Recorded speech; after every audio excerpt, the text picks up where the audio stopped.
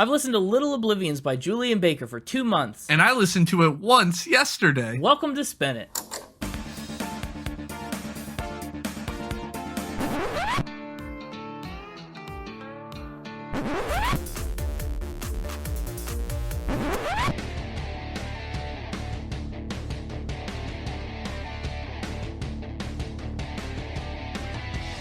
Hello, everybody, and welcome back to Spin It, the record ranking podcast for people who would rather be listening to music. I'm James, and with me is Connor. 2 months. 2-ish. 2 months. Probably closer to 3 at this point. This is just not often you bring one that's relatively new to you. No. Well, it's another situation kind of like with Vampire Weekend where I had ambitions to start with a different album, and then I said, let me explore more. As I was gearing up for the episode and I ran across Little Oblivions, I started with Sprained Ankle, and I listened to Sprained Ankle, in late 2022. So I had that one in the chamber for a long time. But then, I mean, you remember our Phoebe Bridgers episode, right? 105, the one that started off this year of healing. Mm-hmm. Well, we talked about how Phoebe Bridgers is in Boy Genius, a supergroup. Yep. Open back up the filing cabinet. Phoebe Bridgers, Julien Baker, and Lucy Dacus. It's all confetti in there. Oh no, it's all been shredded. Well, we're here to remind you. But Julien Baker is a part of Boy Genius, and I wanted to do a Boy Genius episode, but I was like, we got to collect episodes about all three of them first, right? So we're collecting Boy Genius. We're collecting the boys like Pokemon, is really what we're doing. Gotta catch 'em all. This is our, Boy Genius. This is our Julien Baker episode, and now you know that a Lucy Dacus one is coming. What kind of ball did we use to get Julien Baker? Is it a great ball? Good question. I guess that's what we'll find out. Yeah, we'll have to find out how we caught this album. If it was a great ball or a mediocre ball. I don't think that's a real one. I missed a few Pokemon games, but I don't think the mediocre ball is canon. Love ball? Oh, yeah, it's real. Dusk ball. I don't even know what all those do. I don't know. There's some weird balls that really they're just cannon fodder. I mean, I just throw those when I'm not wanting to use my good balls. Of course. It's like it's like a net ball or something. It's like, I don't know what this does. Here, see if it catches this. I mean, my main problem is I want to save all the good ones for later. Like, what if I need a better ball later down the road? So I just throw... Yeah, that's why I throw out the ones I don't know what they are. Well, I just throw normal Pokeballs. I just spend a lot of money on normal Pokeballs. And then I'll throw them till I get frustrated, and at the tipping point where I'm like, I can't do this anymore, then I'll upgrade one level to a Great Ball or an Ultra. Anyway, not the point. Not a Pokemon podcast. I usually do that when it's the Pokemon's last chance. It's like, I've wasted too many regular balls. Yeah. Here's your last chance. Here's a Great Ball. If you don't get in this, I'm murdering you. And then if it doesn't get in, oh well. Tough luck. It was warned. So I said... You've been warned, Julien. Sure. Get in the ball. So, I was thinking, how do I want to approach all these pre-Boy Genius episodes? Mm-hmm. And I thought I wanted to listen to something more recent, something closer to her work when she was a part of Boy Genius that I already know. And that led me to Little Oblivions. So yeah, only 2 months for that one. Wow. I also think it's kind of cool to almost bookend the year of healing with Boy Genius members. Phoebe at the start, Julien not at the very end, but towards the end. We're not at the end yet. But let's talk about her. Sure. Obviously, we're going to skip over a lot of the Boy Genius related things because you'll get that in a Boy Genius episode. That'll come. Yeah, it's coming. After we've caught them all. Right. Be patient. That's down the road. But Julien was born in 1995 in a suburb of Memphis, Tennessee. Her parents were physical therapists, and her dad especially did a lot of work to actually develop prosthetic limbs, which is interesting. That is wild. Julien's early years were largely religious. She grew up playing a lot of music at her family's Baptist church. But as she grew up, she got exposed to artists like Green Day, who we did an episode on, Death Cab for Cutie, My Chemical Romance, Underoath, Norma Jean, Whitechapel. Who we did not do an episode on. We did not do episodes on them yet. No, that's true. Anyway, she starts listening to a lot more alternative and punk bands that really start to shape and transform her taste in music. Yeah. In her teenage years, she started to deal with a lot of substance abuse, but she was able to beat it with the help of... Just beat it. Yeah, like that. But, I mean, that was a song about running away from a fight. She ran away from the fight of drugs. Yeah, I guess. She ran away. She said no. Right. Well, I guess the Memphis community, music community especially, was really tight-knit, really close. And she discovered an entire subset, a whole inner culture of the punk movement known as straight edge. Oh. They don't do the whole sex, drugs, and rock and roll thing. Some straight edge adherents really only do the rock and roll. So that's cool. And that really helped her out, helped her clean things up and get back on a good path. And with that in mind, she started her first band in 2010, back when she was still in high school. I can buy a 50-inch anodized aluminum straight edge for $54.99 on Amazon. You want a 50-inch straight edge? I don't want it. It exists? It exists. It's being marketed to me. There you go. Maybe it'll help you turn your life around. Anyway, where were we? Memphis is where we were, but Memphis. We're still in Memphis. no, we're not. Oh, no, we're not. We're headed to the east. Whoa. When college rolls around, Julien moves halfway across the state to attend Middle Tennessee State University and pursue a degree in audio engineering. Oh, we didn't go very far east. No, we didn't go very far east. Just a couple hours, but still. Audio engineering's cool. It is cool. I kind of wish I could audio engineer better. It'd be really fun. Oh, I'm sure you could. Don't count yourself out. I'm not saying guy. that I'm not saying it's impossible. Don't put yourself down. I'm saying I wish I could currently audio engineer better. Oh. It's not about like a skill ceiling. It's just about that I can't and I wish that I could. But also, she eventually changed her major to literature and education. Oh, so she couldn't. No, she could, and she does. She couldn't run with the big dogs. Had to stay on the porch of literature and education. What? I don't know. MTSU is a school that's very well known for its songwriting and audio engineering programs. Mitsu. Yeah, it's like cutting edge, state of the art. I would tell you that MTSU's songwriting program has produced Grammy-winning artists, but you should already know that based on the fact that it produced Julien Baker, and she walked out of the Grammys with 3 Grammys this past year. So, case closed, I guess. I'm not sure which pile of confetti that is, but I'm sure it was there. Yeah, you remember that Boy Genius won the Grammys. Did I pick them? Sometimes, not all of the time. Anyway, all that turns out to be really great for Julien. She wrote what was essentially her debut album, Sprained Ankle. She wrote it in her dorm room, and she was able to use the school's very impressive, again, cutting-edge studios for free through connections she had with a friend. She put Sprained Ankle up on Bandcamp, but never really expected it to be a thing, right? Just a fun little side project while she was doing school stuff. But boy, was she wrong. 6131, I don't know if it's 6131, 6131, I don't know how they pronounce their name. 6131 Records. 8675309. No, that's not it, but 6131 Records found this little EP on Bandcamp, and they said, okay, we're jumping on this. We gotta get in on the ground floor. They released Sprained Ankle as a proper album in late 2015, and it exploded. It was featured in the New York Times and the New Yorker, and it made a lot of year-end best lists. Boom. Yeah, it's a huge breakout moment. Suddenly, Julien's booking NPR Tiny Desk concerts, playing at the Newport Folk Festival and South by Southwest, and she's just generally on this meteoric rise that kind of forced her to take a break from school for a while to pursue her music career more full-time. She went home to Memphis to make her second record, Turn Out the Lights, in 2017, which she apparently recorded in 6 12-hour days. One very, very long week produced that second album. What's the math on that? Quick math. What's the math? What, 6 12-hour days? Taking too long. 72? You're taking too long. 72 hours! Let the record show there was a giant pause there. There wasn't. It was like a 30-second pause. He had to think about it. No, I had to figure out what you were trying to say. He's cut it out. That's why it's not in there. But there was like a 30-second pause. But you have to believe me, audience. It was a long pause. He definitely cut it out. 72 hours is what it took to make Turn Out the Lights. That was another hit. Another big old hit. 8 out of 10, 4+ star reviews critically. And she started touring. She got to open for and appear with bands like The National, Father John Misty. Notably, she toured with Lucy Dacus, Paramore, Bright Eyes, Death Cab for Cutie, and many more. Oh, she got exposed to them. Death Cab for Cutie. Yes, yeah, it is. Death Cab for Cutie was one of her early favorites, and she was on the stage with them. Obviously, her experience getting to know Lucy Dacus proved to be invaluable too, because that's what directly led to Boy Genius. And again, Boy Genius episode in the future. Be patient. But in the meantime, while all of that is going on, and just 5 short and very action-packed years since her debut with Sprained Ankle, we get Little Oblivions. This album we're talking about today, her third album. She recorded Little Oblivions from December of 2019 to January of 2020. I don't know whether it took 72 hours or more or less. Couldn't tell you. But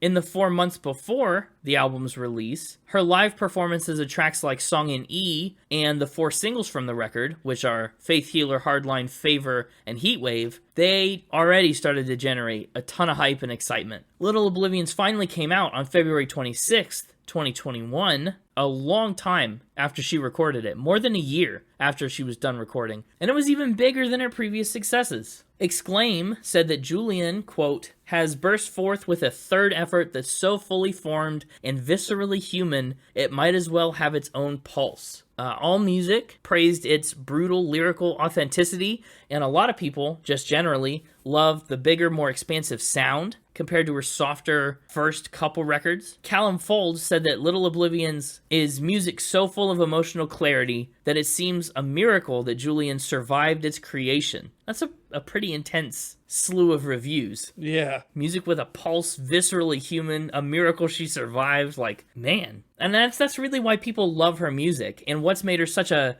dominant force in the genre so meteorically fast. It's intimately personal, but not in a comfortable way. Like, we're not getting the love songs, we're getting the late night 3 a.m. thoughts, you know? And it's kind of impossible to engage with this album and most of Julien's music in a passive way. It imposes itself on you. You gotta really deal with it. It's technically classified as an alt-rock record in its DNA, but you can also find a lot of trace amounts of her other influences, I think. A lot of the stuff that she grew up listening to and still listens to, you can hear it woven in. And ultimately, it was another success. You know, it earned 4 stars from Rolling Stone and NME, 3.5 from Metacritic. It got a 9 out of 10 from Exclaim, a 9.2 from Paste. Pretty solid. It also made 10 year-end best lists for 2021, including one in the New York Times. So there you go. After Little Oblivions, and I mean, to be honest, there's not a ton after Little Oblivions that we can talk about yet, because she got pretty busy with Boy Genius and the record. They toured, they had a killer year, but the band, spoiler alert, Boy Genius announced an indefinite hiatus kind of recently. So that kind of frees Julien up to pursue all kinds of other projects. Who knows what she's got up her sleeve next? And as far as accolades go, in a career that's still pretty young, she's got 6 Grammy nominations and 3 wins this past year as a member of Boy Genius, tied for the second most Grammys of the night in 2024. So there you have it. That's Julien Baker, the overview.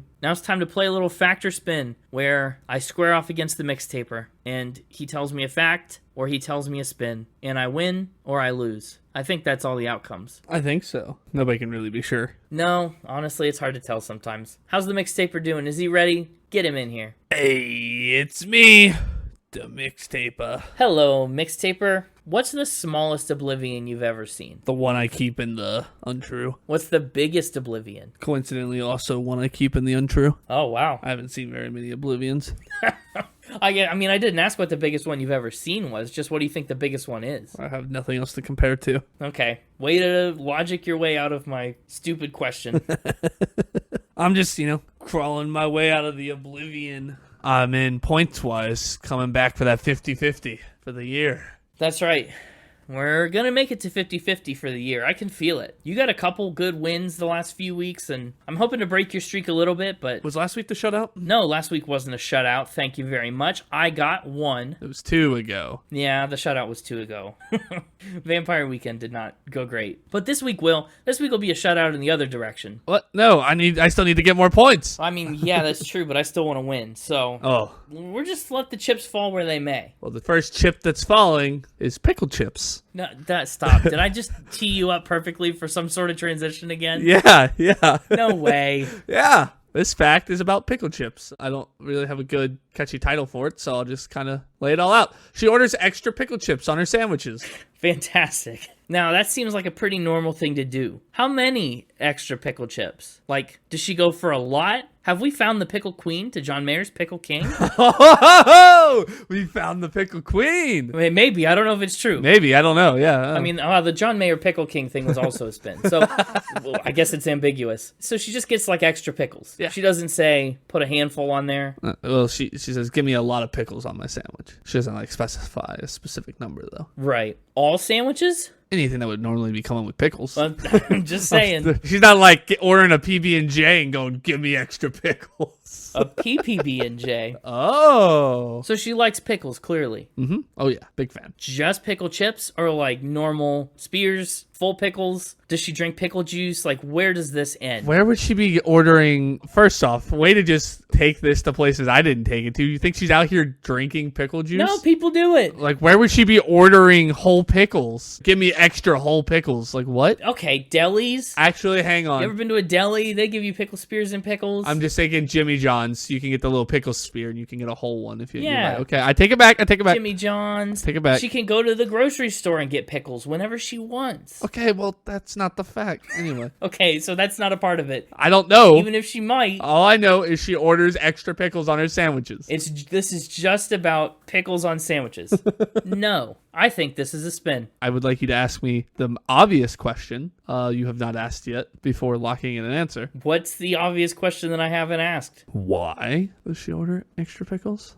I guess I just assumed that she likes pickles. Oh, she does like pickles, but like, why order extra? Because she wants more. Yeah, she sure does. Is there some other reason? To take them with her. She takes them with her? Uh-huh. She orders extra pickles and then takes them with her for a munchy snack on the go. But why not get them on the side? Why order extra pickle chips on your sandwich just to take them off? I don't know. She might. I'll be honest. I don't know. She might. I don't know how she orders them. I just know she orders them. Okay. For snacks later. That was the part I left off from the title, and then you didn't ask about it. And again, I mean, this problem could easily be solved by just getting some extra pickles. Probably. So you're leaning no. Yeah, I am leaning that this is a spin. Are you officially going with spin, or are you still just leaning? I think I'm going to officially go with spin, and honestly, I might even double down and posit that you found some interview, some post, something where she says that she hates pickles and just reversed it to see if I think that was a fact. Whoa, what makes you think that?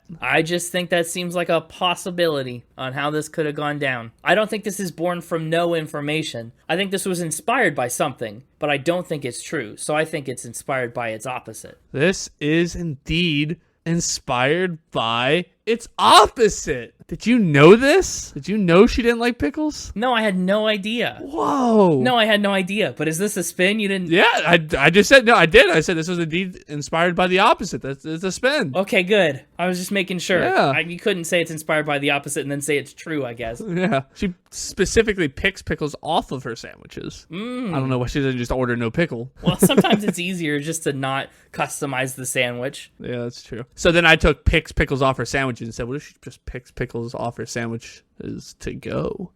Like later, picks pickles off, but still eats them. Yeah. Weird way to do it again, but... Thought maybe it was just weird enough you might believe it. Not quite, but you did a good job at almost switching me back to the other side with pickles to go. Well, and I did have the takes with her ahead of time. That's why I insisted on talking about that. And that made me almost think it was true, because it was just a little bit not all there before you said that part. And then that was there, and I was like, okay, this could be a fact. Gotcha. But nope, stuck to my guns. Hey, I came around on pickles. Maybe she does too. Does that make her the pickle queen, since this was also a spin about pickles? Yeah, maybe. I guess Julien Baker's the pickle queen. Could she be the pickle queen? It only took another 100 and some episodes, but we found her. We found her, the pickle queen. Awesome. Also, thanks for the setup on that one. You're welcome. I don't even know how that happened. Let me try and do it again. Yeah, try to set me up again. Okay. That one went so well, I'm going to give you the green light to go ahead with this next fact. Well, speaking of green...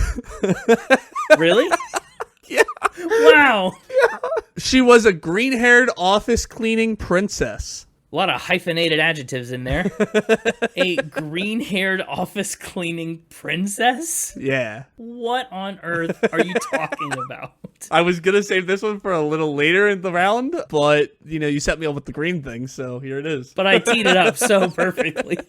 And we were already talking about pickles, which are green, so it all kind of flows. Yeah, sure. This is just a list of things I know about her from her high school days. Okay, this is 3 separate pieces of information. Yeah. But they do all apply to her individually. Mm-hmm. First, she had green hair. Yes. In high school. Okay, that's easy enough. Anything cool about green hair? Why'd she do it? How long did she have it? No idea. well, I do know it was a mohawk. Sorry, I should have said pink. Yeah. Oh, wow. Okay. Shoot, how do I unhide something on Reddit? I've accidentally hit. What, you made it small? Yeah. Oh, there we go. Got it. Anyway, there's 3 replies to this. Let me make sure there's no other adjectives I want to throw on this. Also, she runs 8 miles regularly. Was that part of this? No, that's just something else I'm saying. You can ignore that. Okay. Just throwing that out. Yeah, sorry. It was one of the replies to the Reddit thread.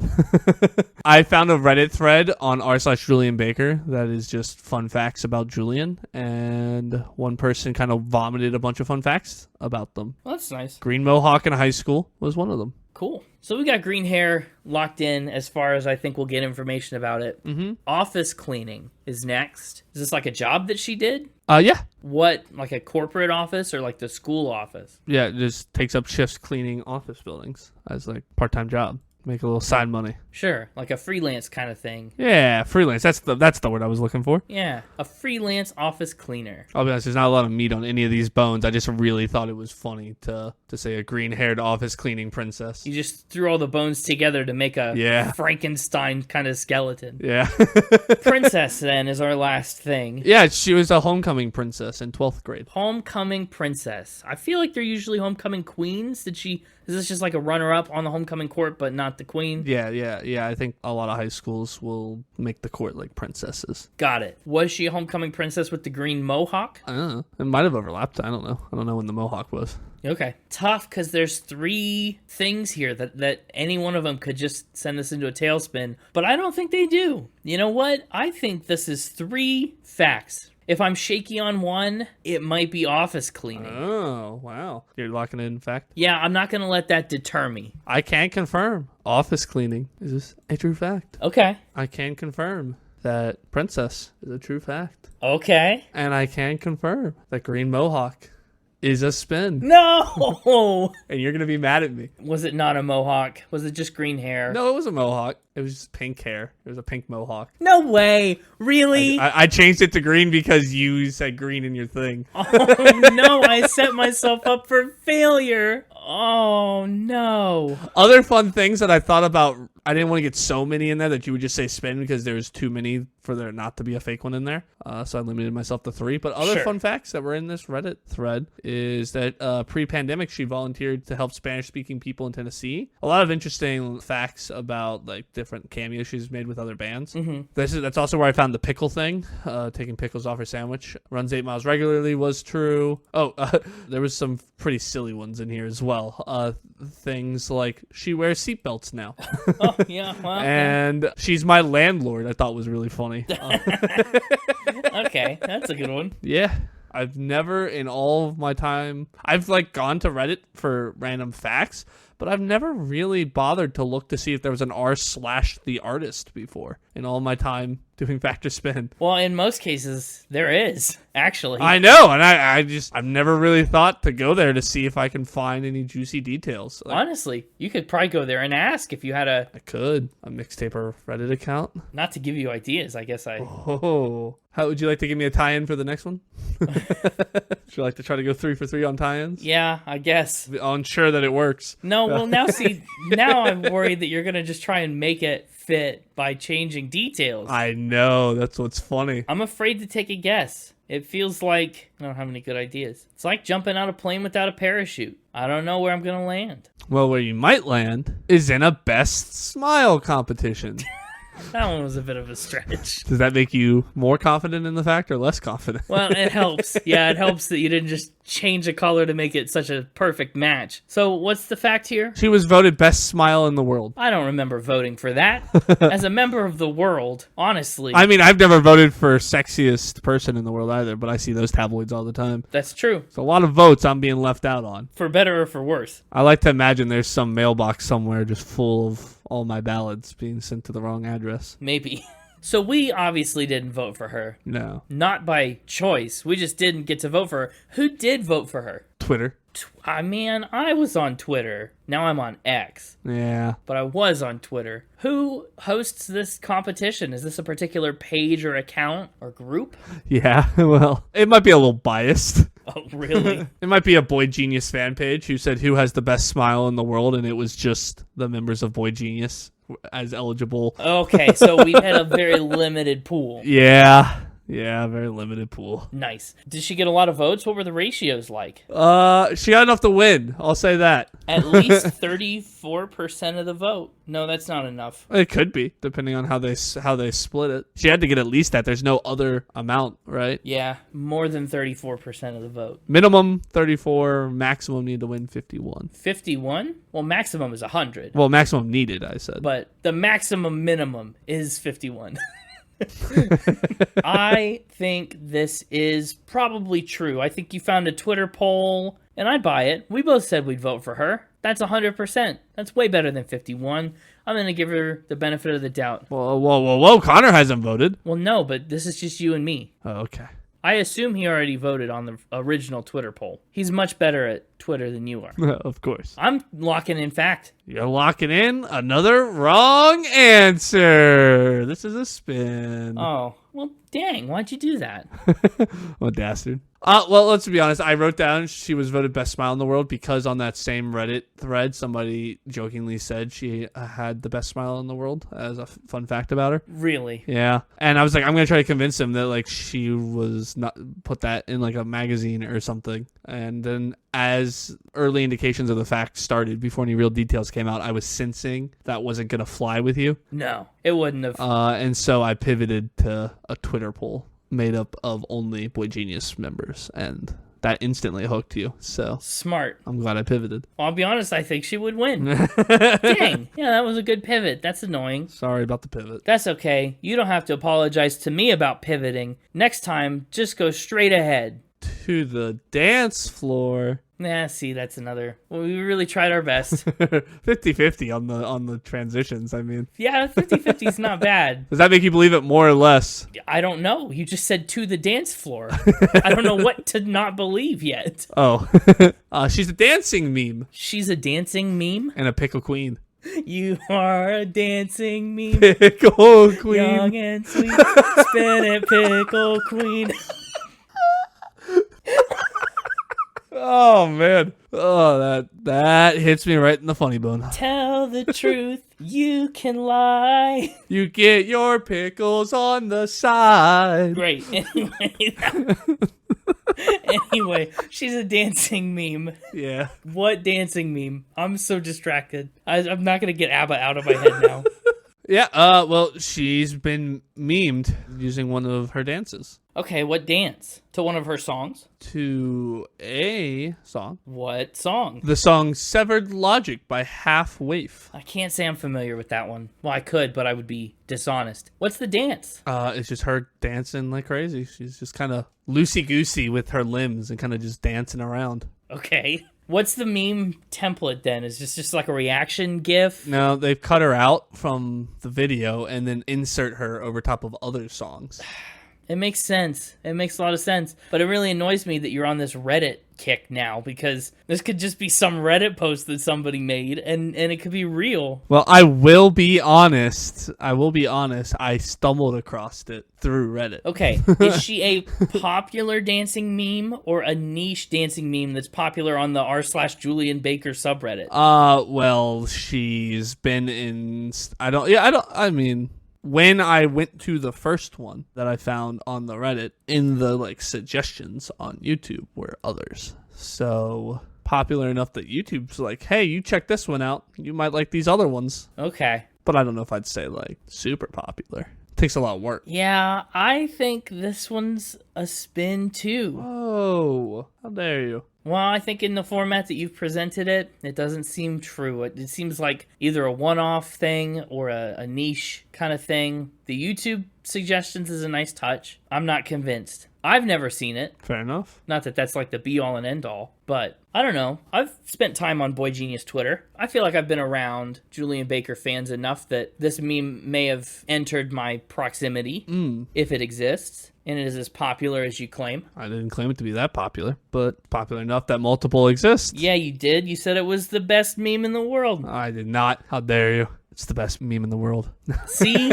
I knew it. So you're locking in spin? Yeah, I'm going to lock in spin on dancing meme Pickle Queen Young and Sweet 17 also. Hopefully that link is to the right timestamp. Oh, you sent me another link, and you didn't tell me whether it's true or false. That sure is some wobbly dancing. Isn't it? It is, but what? But I think I'm right about this spin. There's yourself another link. Yeah, another video of her imposed into a place. Yeah. I think this is a true fact, my guy.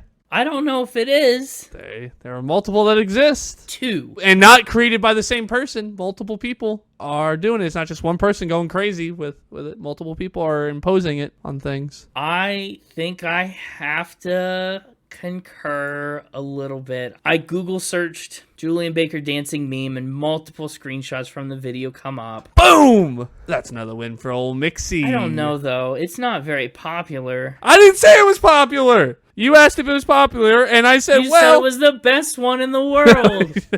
Really didn't think that one through, did you? I think 2 instances of it maybe doesn't count. Sorry, 2 instances plus when you Google it, plenty of screenshots from the video. Like 4. So that's 6 total. Like 4 screenshots from the video, not memes. I mean, the fact that it comes up off of a Google search, though, I mean, come on. I know. I'm sorry. But just think of it this way. I'm getting the chips, the pickle chips fell towards a 50-50 for the year of healing because I've gained another point back on you with this 3-1. But it's another 3-1. Do not argue with the pickle queen. She has spoken. She's danced. She has danced. Dancing meme. Dubious. That was a questionable fact, but... It was kind of a questionable round. I really got into the dastard on this one. You did. The pickle chip thing, I was dead on. Yeah. I doubled down and got that right, so that's cool. You put me on the defensive. You changed the hair color. Everything else was the same. Yeah, and you did to yourself. I changed it mid-fact, and I even slipped once. When you're editing this, you're going to kick yourself, because... No, I did hear you kind of say pink, but... I started to say pink at one point when I was describing the mohawk, when I was telling you the mohawk part. I started to say pink. I was like, I stopped and corrected myself. Tried to play it off. Yeah. And then... Yeah, I mean, I pivoted mid-fact on the best smile, too. I just got real dastardly with it. Unintentionally so, too. I didn't come into this planning to be so dastardly. No, it could have been a very different round. But instead, it was this one. I was one botched transition away from a 50-50. Yeah, if only you'd said pink instead of green. Well, I wouldn't give you the pink light. Why not? I don't know what that means. It's a green light. Anyway, that's going to be the red light on this factor spin, though. We'll see you next week. We'll have to deal with the fallout of another loss. And until then, yeah. Well, welcome back, Connor. I gotta be honest, it's such a great dancing video. Isn't it? It's really good. And I don't want to give him too much credit because it's not really a meme, but it's very funny. Part of what worked in his favor is I just never had heard of that song or that band. You always get thrown when he does something new, and this week's new thing was Reddit. He discovered the power of Reddit, and that really got to you. Yeah, it did. And that's going to be dangerous. I feel like Reddit could be kind of unverifiable. I don't know. It's been a minute since he's had a fan suggestion, too. Yeah. Which, for anybody who's new to the podcast, you can reach out to the Mixtaper on social media. And he has, a Twitter, @the_Mixtaper. Yeah. And apparently some email address that nobody but him knows about. Yeah. Is also @the_Mixtaper. It's not. Oh, well. It might be. I don't remember what it is. Hang on. I'm not him. I don't know his email. Wow. But yeah, contact the Mixtaper if you want to help take us down. Right. Let's talk about the album art of Little Oblivions. Aw, do we have to? No. But we will anyways. Honestly, the album art segment started out as your idea, so I'm not giving you the ability to back out now. It's a good idea. It is. I like it. It's been really interesting for the last 152 episodes. I can't tell if it's like a photo that was made into a painting or it started out as a painting, but it's a painting style image of Julien sitting. There's a wolf behind her. Oh. And that's probably how it sounds. And on the cover, it says, "There's no glory in love, only the gore of our hearts." There's no glory in love, but there's plenty of gory. Correct. I feel like Yeah, that's the parallel. I like it. I like it a lot. I like it too. The thing that drew my attention immediately is the little abacus in the corner. Yeah, yep, it's there. Gotta keep count. Our squirrels know all about that. Mm-hmm. The wolf, obviously, I don't know, feels like a reference to the song Crying Wolf. They might just be crying wolf on that. Might not be. And the abacus feels like a reference to math. Let's get into it. We got a whole 12 tracks to talk about this time. Whoa, I wasn't done. Oh, well, let's not get into it. We'll have 12 tracks to talk about in a minute. Connor has a few more things to say. Just one. Let's move on. Okay, I can do that.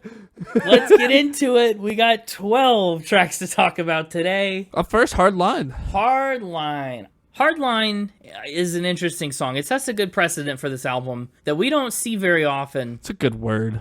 Hardline? Precedent. Oh, precedent. Okay, yeah, that's a good one too. Really sets expectations, that word. It does. But what I'm trying to say is, this song really doesn't have a chorus. It's kind of got two verses. And that's the thing you're going to see probably nearly 12 times out of 12 on this album. It's not an album built around choruses. It's not an album built necessarily around a ton of hooks that you're going to remember and hear in your head over and over again. It's not even a song where titles get repeated in lyrics. I think a lot of these lyrics feature the title one time in a prominent section, and then you just kind of got to hold on to it. It's like the lyric presents the main idea of the song, but we just never return to it. So in a certain sense, I kind of find these songs hard to get my bearings in because there's no chorus to anchor myself in or come back to.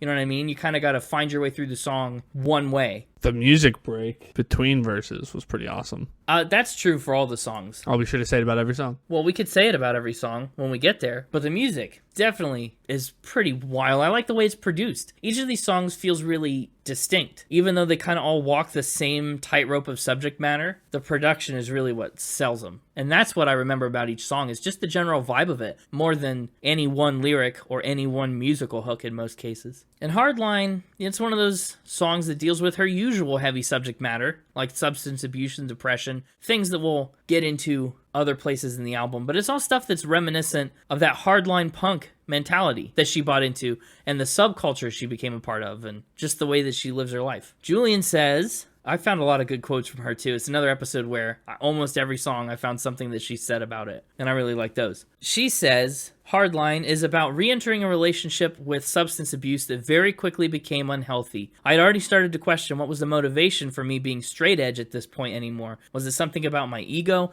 Was it a superiority complex? Was it actually serving my health? And I wrote that song because I was like, yeah, I spent so much time identifying as this hardcore, hardline, straight-edge vegan person and very much categorizing myself in that subculture. And then when I was unable to maintain sobriety any longer, I felt absolutely crushed and I felt this horrible imposter syndrome. And it took me a really long time to reconcile with that as part of my identity. So that's what this song's about. I really love some of the lyrics. I mean, she's such a poet. She writes really compelling personal lyrics. Start asking for forgiveness in advance for all the future things I'll destroy. I always told you could leave at any time. Until then, I'll split the difference between medicine and poison. I can see where this is going, but I can't find the break. Like, there's just a lot of really frank bits of lyric in here that just don't pull any punches. They go right for the gut. Yeah, there was one on Heatwave that it was like the first thing I noticed. Oh yeah, you got a good lyric on Heatwave. Yeah, I mean, there's a lot of good lyrics in here, but just like my first note at the beginning of the song, I really just liked the opening to the song. Yeah. Shell of an engine unexplained, burst to fire, engulfed in flames, breathing exhaust, a heatwave mirage. Like, it's just so vivid. It is vivid, yeah. And that is inspired by real life. She said, I wrote Heatwave about being stuck in traffic and having a full-on panic attack, but what was causing the delay was just this car that had a factory defect and bomb-style exploded. I was like, man, someone got incinerated. Dang. Yeah. So yeah, it's very literally about an actual car crash and very accurately described. It's another song with no chorus, as usual, I guess. I really like the sound of Heatwave. You know, Hardline started out as this big, loud,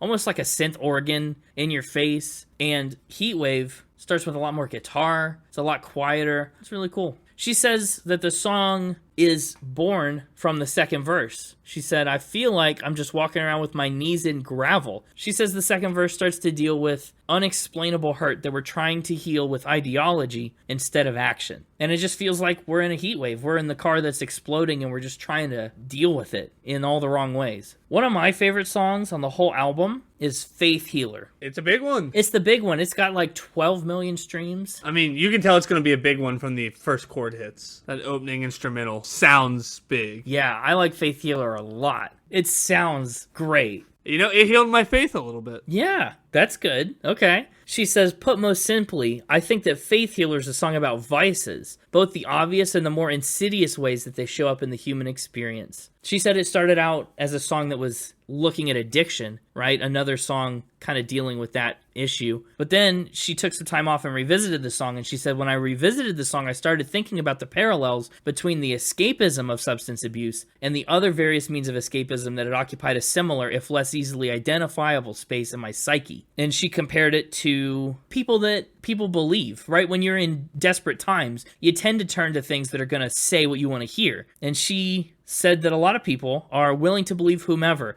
a political pundit, a preacher, a drug dealer, an energy healer, when they promise healing, and how that willingness, however genuine, might actually impede healing. People get what they want instead of what they need because they think it's helping, when really it's holding them back more than anything. I think Faith Healer, conceptually, is a really compelling song. It sounds great. It sounds great. There's a cool instrumental break between the verses. Oh, I didn't say it on Heatwave, but the instrumental break between verses, very good. Pretty good in Heatwave. Yeah. But also pretty good in Faith Healer. Yeah. I like it a lot. Did I ever tell you about my cousin Steven? I don't think you have a relative named Steven. You're right, I don't have a cousin Steven. That was relative fiction. Ridiculous. It was a pretty bad one. Relative fiction is up next. It's those kind of setups that cost you points in fact and spin. It really did. I didn't mean for it to, but it did. I also really like relative fiction. What a good back-to-back combo. Back-to-back-to-back combo. Oh, you're including Heatwave in that? I agree. Yeah. Honestly, let's include Hardline too. What a good back-to-back combo. We're just cruising. That's a lot of backs. We're just backing. Honestly, we're kind of back at the front again, right? Are we? We are. Well, yeah, back to back to back to back means that we're back at the front. But anyway, relative fiction. There's so many good lyrics in all these songs. In relative fiction in particular, I really like the line, if I didn't have a mean bone in my body, I'd find some other way to cause you pain. I won't bother telling you I'm sorry for something I'm gonna do again. Love it. Relative fiction is a song about exactly kind of what that lyric says. It's about who you are and being a good person and how much of that is in your head versus how much of that is actually what you're doing. She said the identity that I've worked so hard to cultivate as a good person or a kind person is all basically just my own homespun mythology about myself that I'm trying to use to inspire people to be kinder to each other. She said this song specifically is a ruthless evaluation of myself and what I thought made me principled. It's kind of a fool's errand. She's also just so well spoken. I found all these quotes and they're just so good. She studied, literature and education. Mm-hmm. She's definitely got the literature, and she's very much educating me. Relative Fiction is probably the softest song so far on the album, in that it doesn't have any really big, towering moments. But I like the way it kind of builds up into the final portion of the song. Did the length get you at all? Relative Fiction is more than 4 minutes long, and none of the other songs have been super close to that. Hardline kind of came close, but for the most part, I mean, Relative Fiction's the second longest. Maybe a little. I don't think it got me as much of I realized how long it was about 3/4 of the way in. I was like, dang. Yeah, for sure. Well, I mean, you kind of are distracted from how long it is by those really good instrumental breaks in between the verses on Relative Fiction. You're not going to say it? Okay, fine. I refuse. You disagree? Did you not like the instrumental breaks on Relative Fiction? Or are you just trying to mix it up? No, and I did promise I'd say it. So, yeah, the instrumental break on Relative Fiction, pretty good. Pretty good. Thank you. I tried to just give you a very perfect pathway, and you torpedoed it. I know. I didn't want to be predictable, but then I realized I promised to be predictable. You did. And here's the problem about predictability, though. Sometimes it ends up like you're just crying wolf. Sometimes you cry wolf, when really you're just being attacked by a lot of wolves. Yeah, really, I know. Crying Wolf actually kind of gets a chorus. Kinda. I guess I just emphasized Crying Wolf wrong. It's not like a wolf that's upset. It's like Crying Wolf, like she's saying the thing, and the story about the boy that cries wolf. Right. And he says wolf when there's not a wolf, and people stop believing him. Like the reference I made earlier. Yeah, like that. But I pronounced it Crying Wolf. Like I put the emphasis on it wrong, and it really messed with my head. How should the emphasis be? It's Crying Wolf. What you're doing is crying, and what you're crying is wolf. But if you say Crying Wolf, it just sounds like a wolf that's crying. Oh, okay, I see. Right. Can't have a sad wolf. I mean, you can.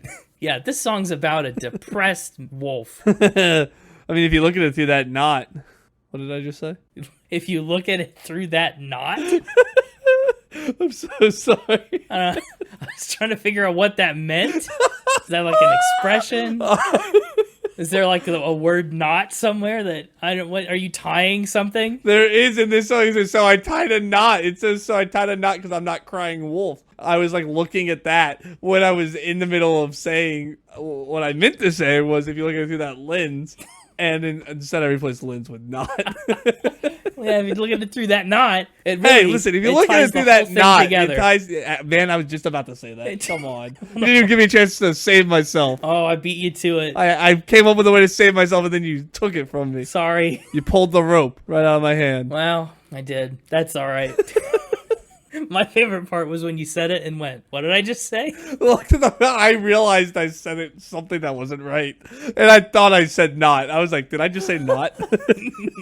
Awesome. I think this one actually gets a hook. It kind of gets a chorus. Yeah, kind of. Which is honestly refreshing as a change. I still don't think it's a song you're going to walk away singing along to. Most of these songs aren't. But also, again, that's kind of the point. It's like a very linear album in my mind, which is interesting. Julien says Crying Wolf is documenting what it feels like to be in a cyclical relationship, particularly with substances. There was a time in my life for almost a whole year where I felt like that. I think it's a very real place that a lot of people who struggle with substance abuse find themselves in, where the resolution of every day is the same, and you just can't seem to make it stick. Just like Crying Wolf. You keep saying it, and it never happens. And so then when it does happen, it doesn't stick. Pretty good instrumental breaks here too. I like the piano on Crying Wolf. Nice gentle touch. The piano is a very nice touch. It, almost not missable because I mean it's there, but like it's not like in your face. You're focused on her and her singing. Yeah. She really draws you in with her singing. She's very emotional on this one. Yeah.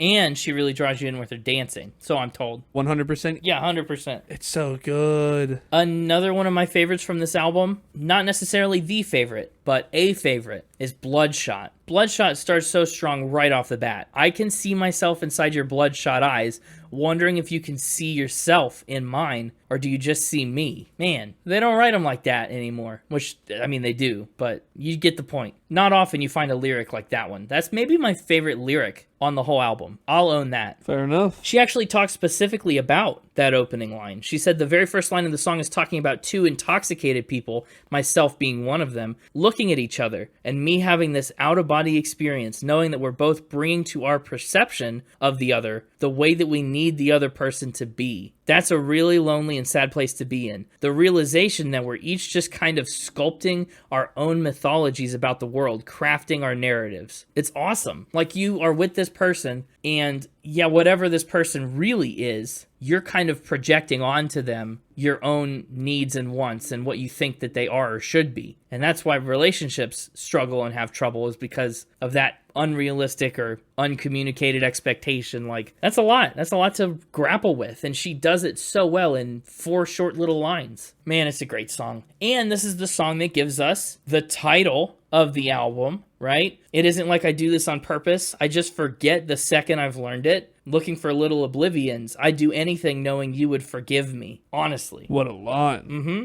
And it's the song that gives us the other words on the album cover. There's no glory in love, only the gore of our hearts. Let it come from my throat. Take me and tear me apart. Bloodshot is just a raw song. I like it a lot. I like it too. Hey, and guess what? Yeah. What? The instrumental break. Pretty good. Oh, Pretty good. That's what I thought too. I had a feeling you'd think so. All I'm saying is it's a pretty strong back to back to back to back to back to back to back to back here as we get into Ringside. Ringside, every lyric is an emotional wrecking ball. Sorry for this really happy album going out of the year of healing.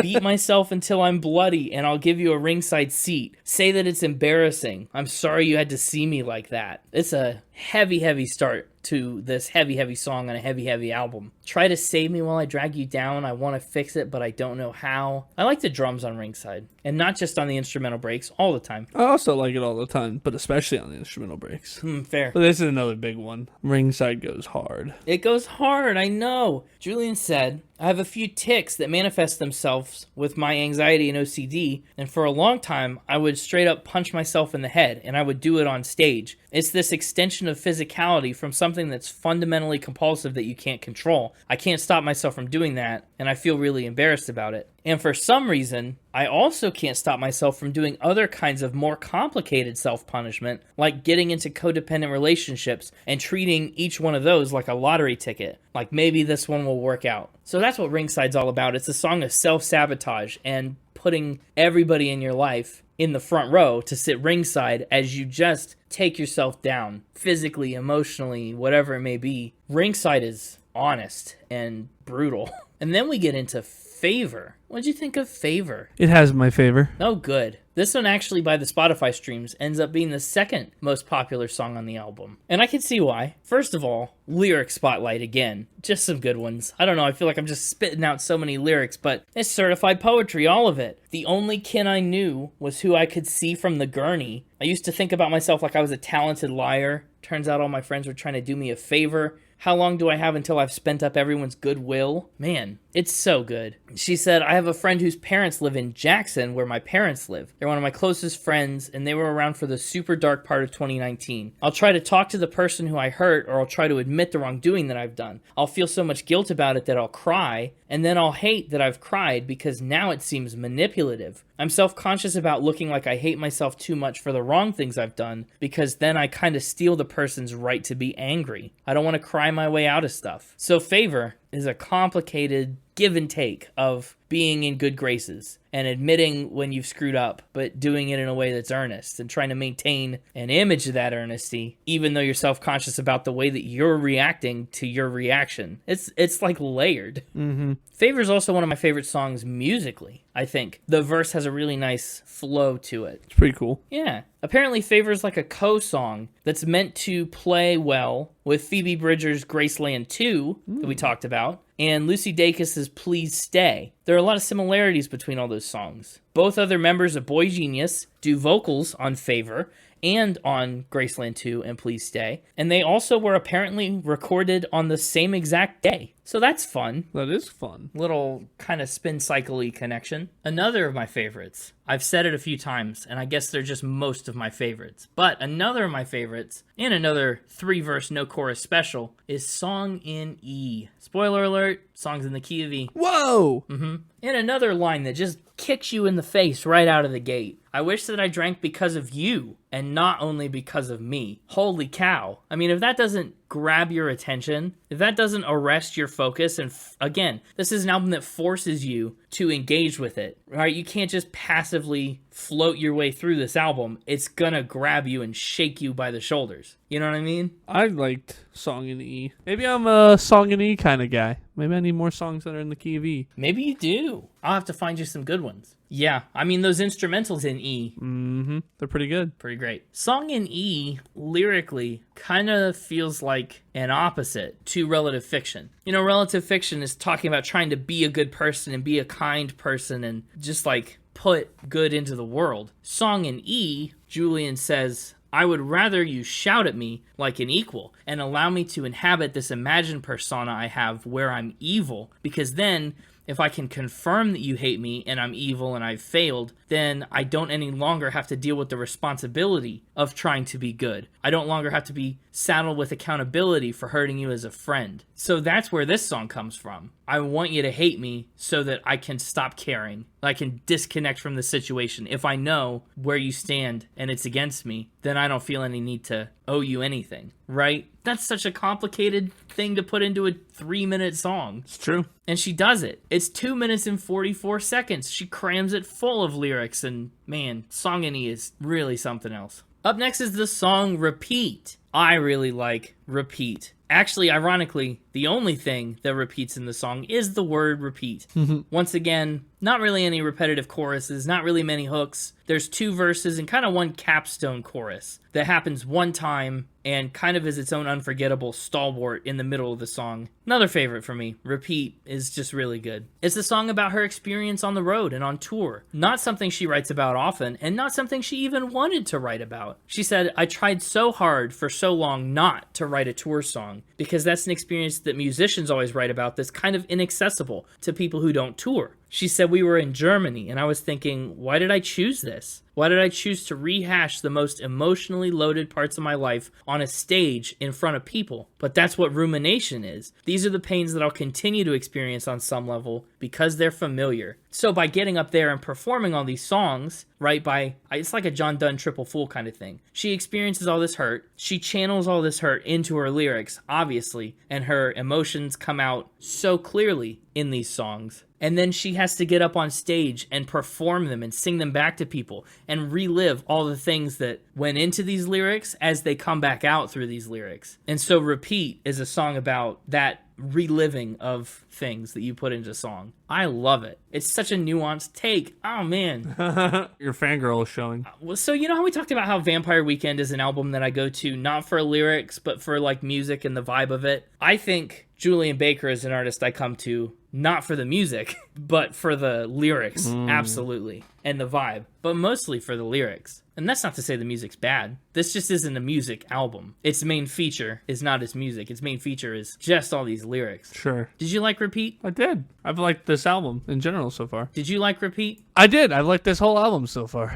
Did you like Repeat? I did. Okay. Hey, that's good. It's a harder album to talk about, I think, because all of the songs just, you're kind of left speechless. You finish this album and you're like, wow, that's it. You know what I mean? Wow. Yeah. But we're coming down to the home stretch here. We got 2 more left. Highlight Reel is track 11. Kind of a chorus on Highlight Reel. More like a little refrain, I think, than a proper full chorus. But still, I like how echoey and far away and just ethereal Highlight Reel kind of sounds at the start. It's a good atmosphere piece. And it's another song that's based on very real experiences. You know, passed out in the back of a cab, she sings, could you pull over? I think I'm trapped. Well, that's exactly true to real life. She said, I was in the back of a cab in New York City, and I started having a panic attack, and I had to get out and walk. The highlight reel that I'm talking about is all of my biggest mistakes. And that part, when I die, you can tell me how much is a lie, is when I retrace the things that I've screwed up in my life. I can watch it on endless loop, and I can torture myself that way. Or I can try and extract the lessons, however painful, and just assimilate those into my trying to be better. That sounds kind of corny, but what other options do you have except to sit there and stare down all your mistakes every night and every day? So that's what it's about. It's a highlight reel of life, the good and the bad, taking what you can learn from it, and just trying to do better next time. I think, honestly, Highlight Reel ends up being one of the more positive songs on the album, one of the more uplifting tracks, which is nice for 11 songs in as we get close to the end here. Up last, we made it to the final track already, Ziptie. Man, it feels like it's been days. No, it feels like it's been no time at all. It feels like this has been a whirlwind, a tornado of sorts to get to this last song. Yeah. Ziptie is another song, you know, we get 2 verses and 2 choruses. Actually 2 choruses. Wow. It's a rarity.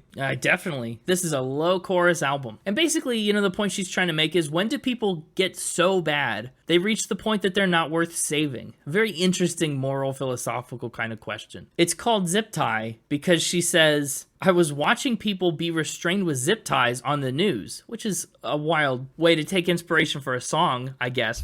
But she said it's just such a visceral image of violence to see people put restraints on another human being, on a demonstrator, on a person who's mentally ill, on a person who's just minding their own business, on a person who's being racially profiled. I had a dark, funny thought that's like, what if God could go back and be like, y'all aren't gonna listen? like almost like a Noah type flood the earth moment. She said, when will you call off the quest to change people that are so horrid to each other? And that's kind of the premise of Ziptie. I like the drum sound on Ziptie a lot. And the like sparseness of the instruments. I think Ziptie makes a really nice combo. It's a very contemplative end to the album. I like this song. Yeah, me too. Ziptie ended up being another one of my favorites. Of course, every song is one of my favorites. But, you know. And hey, what did you think? We got 2 choruses this time, and that means we got 2 instrumental breaks between the choruses. Hey, that means this song has 2 good instrumental breaks between choruses. Yeah, there you go. Honestly, I think it's been, you know, by the time we get to Ziptie, it's been a pretty strong back-to-back on this album. I think we really finished strong here. Lyrically, for sure. Musically, Ziptie's a strong finish, too. I don't know. You have anything else to say about Ziptie? As the ballad guy, I feel like I should. But I feel like it would just be repeating things I've already said. Repeat. Well then, without further ado, I guess it's time for some final spin. Here's the thing. Little Oblivions is an album that you talk sometimes about how you have albums that you need to be in the mood for to listen to. I think Little Oblivions is an album I definitely have to be in the right headspace to tackle because it's so intense and so, like, again, it forces you to grapple with it. Sometimes I'm just not ready. Frankly. And I think this album, because of the way that it's structured, where you move through verse to refrain, maybe, to verse to verse to verse, like through all these songs, I kind of think of this album as one unit instead of like 12 songs, like it is, but mostly I remember the vibes of this album as a whole and the lyrics of this album as a whole, more than I remember any musical hooks of any one particular chunk of it. Like if you asked me to sing Crying Wolf, or like what's the melody of Crying Wolf, I don't know if I could do it. I can maybe get some of the more catchy parts of Bloodshot, like the first lyric that I remember so well, or Repeat at the end where it repeats. But for the most part, I don't think I could pick out too many of these songs and be like, yep, that one's Relative Fiction, that one's Favor. You know what I mean? I could do it for maybe my favorites, but not for all of them. And so this album's really unique in that sense, where I think it's kind of one body of work that's what's memorable about it. So musically, I'm giving it an 86 because it does lack a lot of those hooky little parts, but it's strong. I mean, for the emotion it's going for, the music is about perfect. Lyrically, 88. Incredible. So, like, dark and heavy. A lot of these lyrics and concepts and things that she grapples with and puts out there. Man, this album just resonates, and I like that a lot. She's got a really great way with words. Lyrics, 88. Instruments, production, 85. Kind of for the same reasons I scored music where I did. And the overall vibe, 86. Again, just got to be in the mood. So the overall score for this album is an 87.5, which, as far as the albums we've ranked goes, puts it below I Am by Earth, Wind & Fire. And I promise I did not plan this, and I'm only just now realizing that she, as the Pickle Queen, is just above Room for Squares by the Pickle King, John Mayer.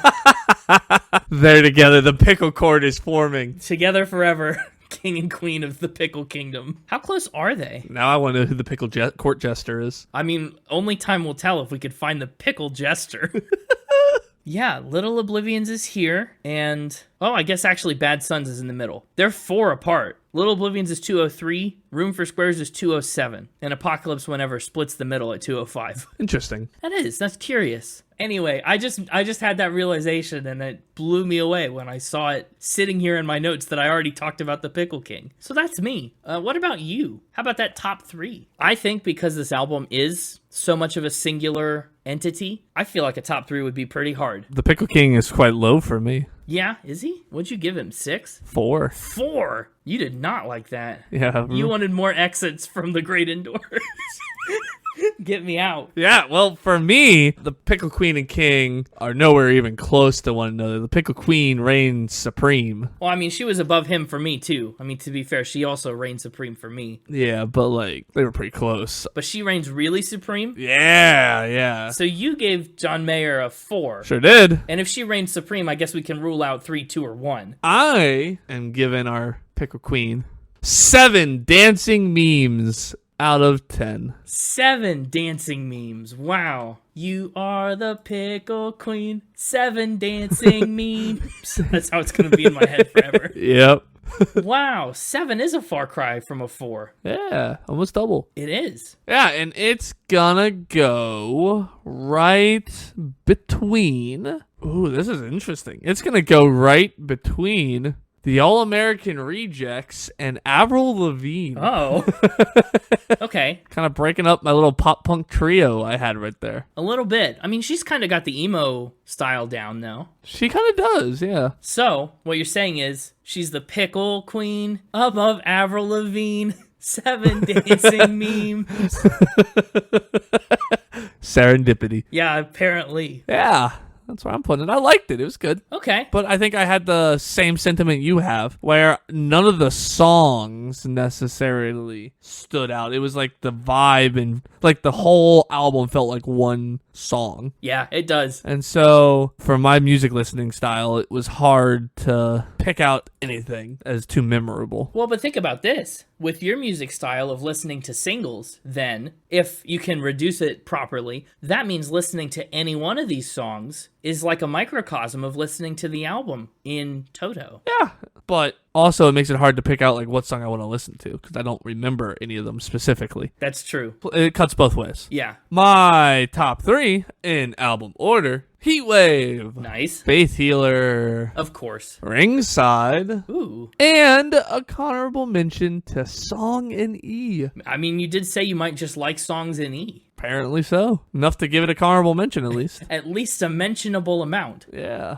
Awesome. Yeah. What are you thinking for playlists? My top 3 would have a little bit of overlap with that. I would definitely want to include Faith Healer on the playlist. I agree. And I also really like Bloodshot. I think Bloodshot tackles a lot of conceptual ground in a really palatable package. Yeah, I guess if that's what I'll take Faith Healer. Okay. And if Bloodshot's what you want, I'd prefer Heatwave, but it's up to you. You know what's funny? We're both taking these kind of on first line things. You like the first line in Heatwave about the car exploding. I like the first line in Bloodshot about seeing each other through our own bloodshot eyes and putting these perceptions in. Yeah. Heatwave also keeps with our tradition of picking back-to-back tracks.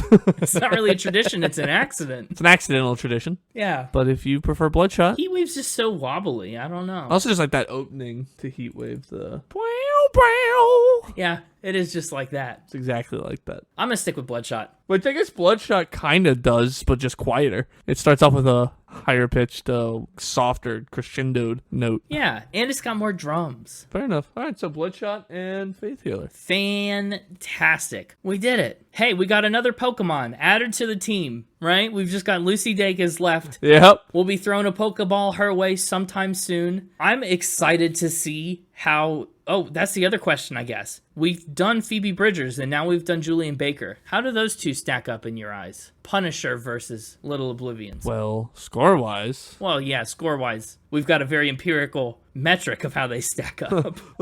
Yeah, Punisher got an 8, so I guess Phoebe Bridgers wins out there. True. I'm so curious. I can't wait to get you to Boy Genius down the line so you can hear all of them weave together. Is this going to be like a starters thing? You know how there's always like a grass, fire, and water starter? Oh, like, yeah. Is this our grass, water, and fire starters? Which one would be which? I mean, honestly, Who's who? I think Phoebe's the fire starter. I was thinking the same thing. Look at the album cover of Punisher, right? I think Julien is a water starter. See, I don't know anything about Lucy, so I can't judge necessarily if they would be a better water starter or not. But like, I definitely was getting fire starter vibes out of Phoebe. So I think we can lock that one in for sure. Yeah, and we'll figure out the rest later. And then we'll have the Boy Genius episode. It's the legendary Pokemon. Yeah, right. I like it. Well, you can stay tuned if you want to hear that episode. It's coming down the pike eventually. Got to spread them out a little bit, but it'll be here. You can find us wherever you get your podcasts, but also on the web,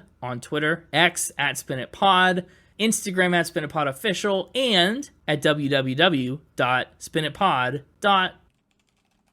Hello? I was waiting for you to say calm. Oh, okay, sure. I figured you just couldn't resist the urge, but you didn't. Calm. Spinitpod.com. Come back next week to hear Connor say something silly like this. Ooh.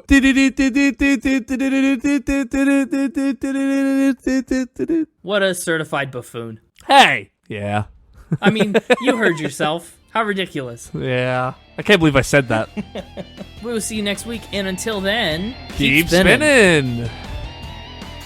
What would even make a pickle jester? They just tell jokes about pickles? They do pickle tricks? Little pickle trickles? Pickle trickles?